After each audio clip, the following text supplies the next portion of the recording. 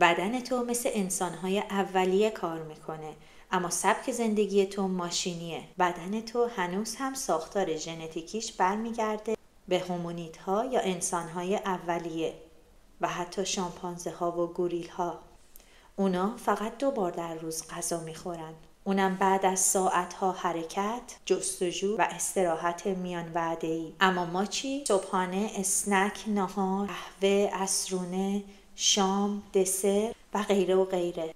پس بدنت گیج شده. وقتی تو 5 تا 6 بار در روز غذا میخوری بدون اینکه گرسنه باشی، سیستم گوارشیت هیچ وقت استراحت پیدا نمیکنه. نتیجهش میشه نفت، یبوست، ریفلاکس، IBS و التهاب مزمن. حالا راهکار چیه؟ روزه‌داری متناوب، یعنی برگردی به طراحی اولیه بدنت. این یعنی 2 وعده غذا در بازه زمانی مشخص، مثلا بین ساعت 12 تا ساعت 8 شب.